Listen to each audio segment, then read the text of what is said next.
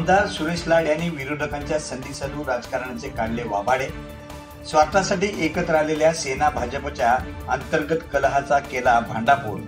विरोधकांकडे आपल्या विरोधात मुद्दे नसल्याने अफवांचा घेतला जात आहे आधार, असे लाड यांनी केले स्पष्ट.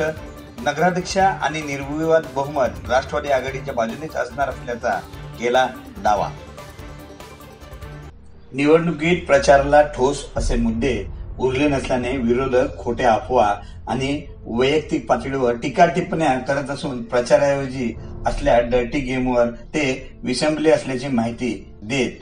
अशामुळे कार्यकर्त्यांनी आपले चित्त विचलित होऊ नये असे आवाहन आमदार सुरेश लाड यांनी कार्यकर्त्यांना केले आहे. नगर परिषद निवडणुकीच्या निमित्ताने शहराबाहेरील कार्यकर्त्यांची बैठक आयोजित करण्यात आली होती.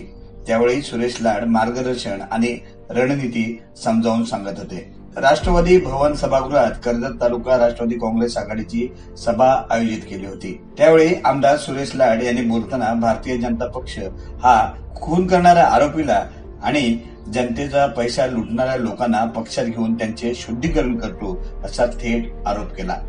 पेन बँक लुटणाऱ्यावर गोमूत्र शिंपडून संत केले आणि त्यांना पालिका निवडणुकीत थेट नगराध्यक्ष पदाची उमेदवारी देखील दिली असे सांगत विरोधकांची मानसिकता स्पष्ट केली. देश बदलायचा असेल, देश सुधारायचा असेल तर देशभक्ती असली पाहिजे आणि देशभक्ती करता जर रांगेत उभं राहिलं तर काय होईल? बँकेच्या करता आमचे पैसे काढण्याकरता आम्ही रांगेत उभं राहिलो तर मग देशभक्ती होते. आणि मग तुमचे नीरव मोदी पळून गेले त्याला कुठलं सर्टिफिकेट देणार आहे? विजय मल्ल्या गेला त्याला कुठलं सर्टिफिकेट देणार आहे? म्हणजे आर्थिक स्तरावरती पूर्णपणे विस्कटलेलं हे सरकार, ज्यांना त्याच्या हाती प्रचंड सत्ता आलेली असताना सुद्धा त्या सत्तेच्या माध्यमातून सर्वसामान्य माणसाकरता शेतकऱ्यांकरता काही चांगले निर्णय घेता आले नाही.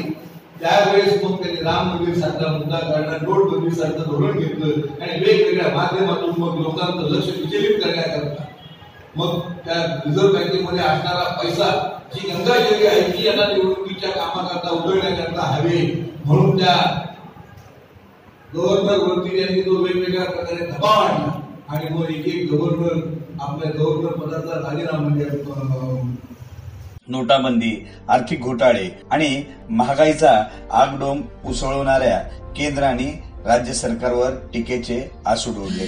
कर्जत परिषदेच्या निवडणुकीत आघाडीचे उमेदवारच निवडून यावेत यासाठी आपापले नातेवाईक, मित्रमंडळी आणि ओळखीच्या मतदारापर्यंत पोहोचा असे तालुक्यातील पदाधिकारी आणि कार्यकर्त्यांना त्यांनी आवाहन केले.